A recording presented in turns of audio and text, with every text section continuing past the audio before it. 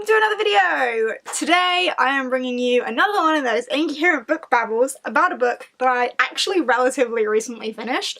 Apparently I only finished this 4 days ago, but it feels like so much longer ago. I don't know why that is. I think it's because I'm in like a really good reading space at the minute and I'm just like reading and reading and reading. Anyway, as you can tell from the title of the video, that book is Even the Darkest Stars by Heather Fawcett. I enjoyed this book so much more than I thought I was going to. It's actually quite shocking. I gave this 4 stars and it absolutely exceeded all of my expectations of it. This was a book that I received in a fairy loot box and I remember opening it and thinking, like that's so blue on the cover you could barely even see the title. Do you see what I mean? Like just right, oh there we go. I thought the cover design was quite flawed and the spine is really boring. I enjoyed this book so much more than I thought I would. I gave it 4 out of 5 stars, which was a major increase from what I thought it would be. I don't know why my expectations for it were so low, but they were.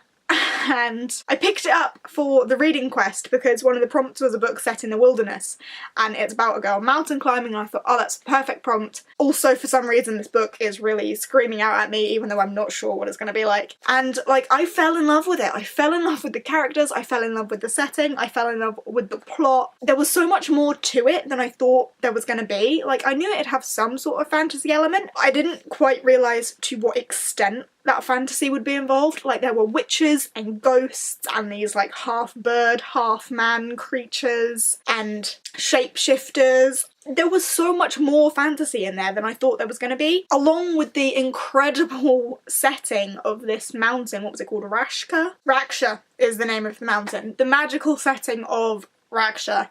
Just everything was amazing and I loved it. Like the more I think about it, the more I realise quite how much I did love it. And it's tempting to give it 5 stars because I loved it, but I can't because there were some very cliche elements. It was problematic in aspects, so I can't give it 5 stars. I really can't, but know that I really enjoyed it. Like for pleasure rating, yeah. Overall rating, we'll stick with a 4.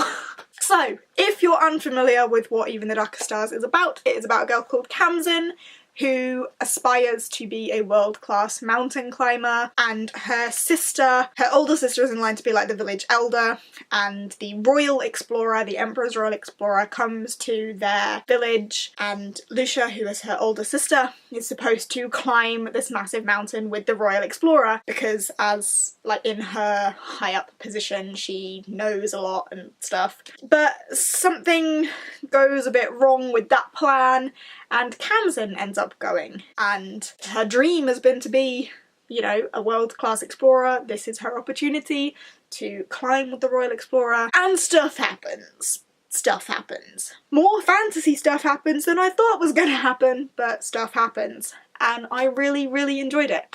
It's written in first person from Kamsin's point of view, really easy to follow. The writing style is quite simple, as I say. With it being first person, it's really easy to follow. And for a first person narrative, like, it didn't annoy me as much as first person narratives sometimes do.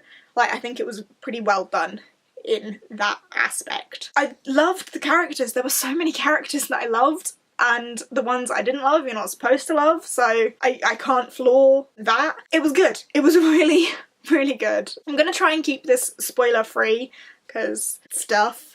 So if you have read it and you want to talk to me about it, then please do, but I'm not going to mention any spoilery parts here. In terms of the like cliche parts for which I cannot give it a higher rating, there is a love triangle. It's kind of evident from the beginning. There is a love triangle. I won't discuss who between and such in case you want to read it, but for that reason and the way the love triangle was done, it was very cliche, wasn't very original in terms of that. I have seen someone's review say that another cliche in this book, like another typical trope, is a like chosen one main character. I disagree with that. I do not think our main character in this book is the chosen one and is special. I think, or from my interpretation of this book, Kamsin worked very hard to be where she is and she makes mistakes, and I don't think like nothing was handed to her because of her position or because she is who she is. Like, she earned her way there. Like, she proved herself to be able to climb this mountain. Like, do you know what I mean? I don't think that she was like a chosen one, special main character, like in that tropey sort of way. So I hope that makes sense. And that review I'm speaking of also mentioned the love triangle, which was there. I can't deny that it was there. I personally really enjoyed it though. Romance was evident in the book, but it wasn't the main point, and I like that. I like it when there can be a romance that's not the main story. The main story is climbing the mountain for reasons. The romance is there. I enjoyed the way that was done myself. Like, I can understand why other people maybe didn't. If you're really not into love triangles, then yeah.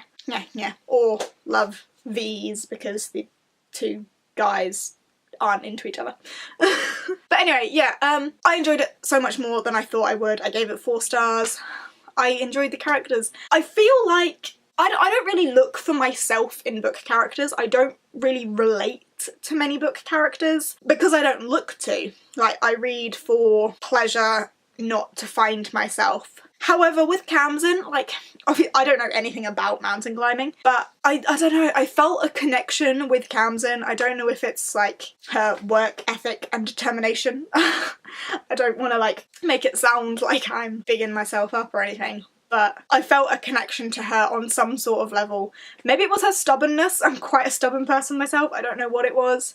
But I, for some reason, felt a connection, like I could relate to Kamzen. And perhaps that was a big reason for why I enjoyed this book. But I wasn't looking to relate to her, it just kind of happened. I just kind of felt a connection to this character. I hope that makes sense. Anyway, I'm gonna leave it at that. I don't really have too much to say because, as I say, I wanted to keep this spoiler free.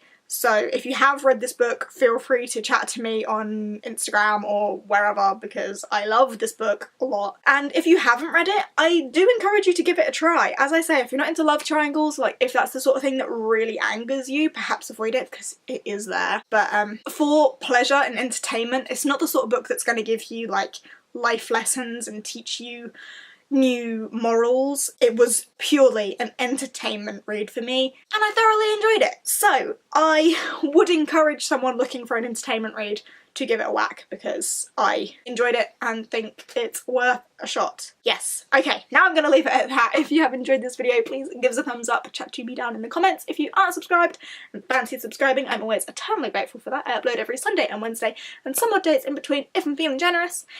And I will see you next time. Bye!